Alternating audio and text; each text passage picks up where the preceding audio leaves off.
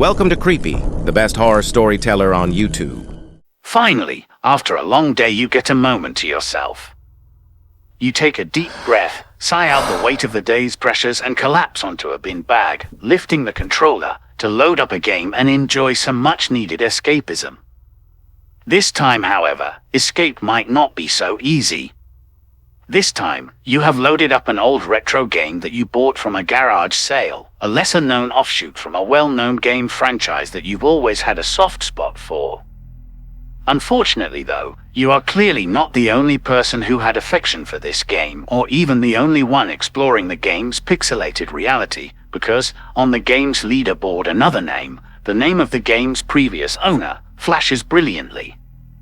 This previous owner has left his mark on the game, but has not necessarily left.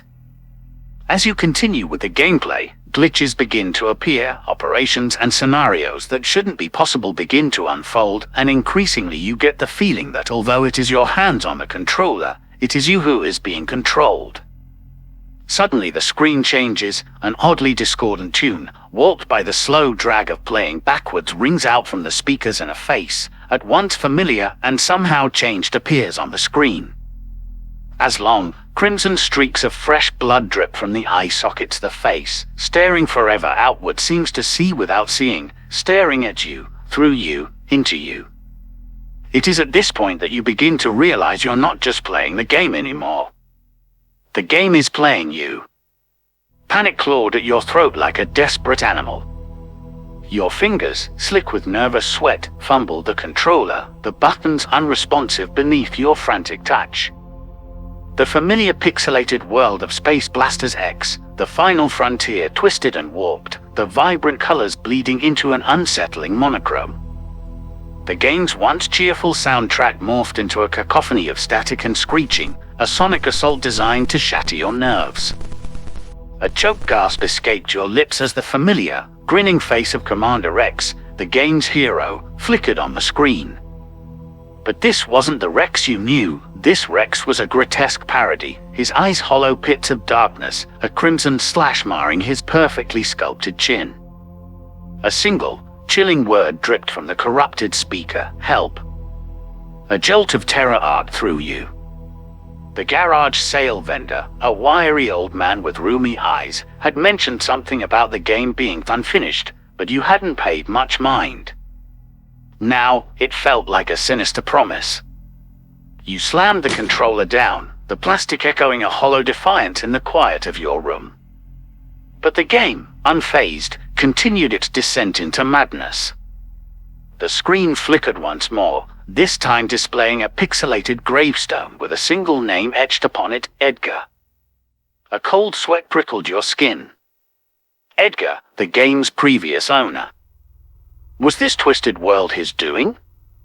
Another horrifying image flashed on the screen, a pixelated figure, trapped within a cage of swirling red energy, its form vaguely resembling the face on the tombstone.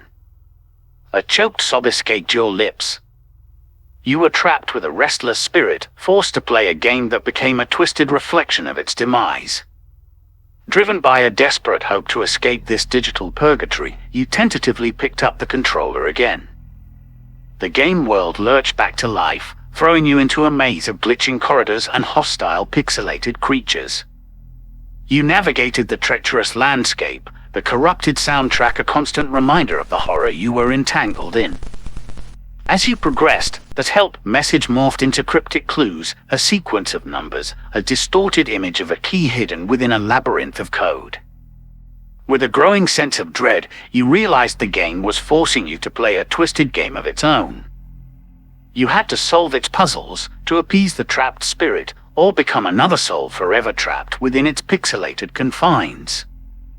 Driven by a primal urge for survival, you battled through pixelated foes, deciphered cryptic coding, and navigated through ever-shifting landscapes. The controller felt heavy in your hands, a conduit to a digital hell. Finally, after what felt like an eternity, you reached the final level, a desolate, pulsating wasteland. In the center of this digital wasteland stood a lone, pixelated tower. On top, a pixelated cage pulsed with the same red energy you'd come to dread. Taking a deep breath, you steered your avatar towards the tower.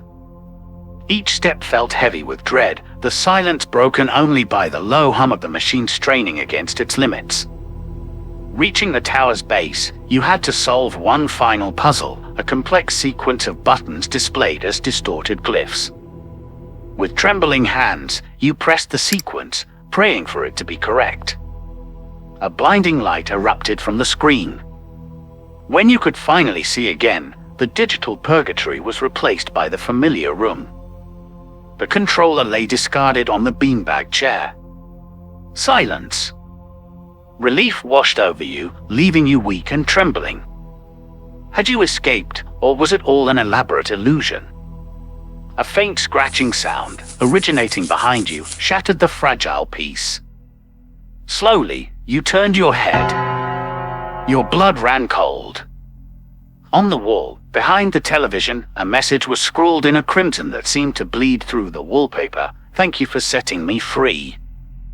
A single tear escaped your eye, tracing a cold path down your cheek.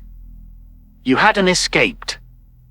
You'd just become Edgar's replacement, forever trapped in a game of your own making, your face a chilling reminder to anyone who dared to play. Thank you for watching. Please like, share, and subscribe for more similar horror stories.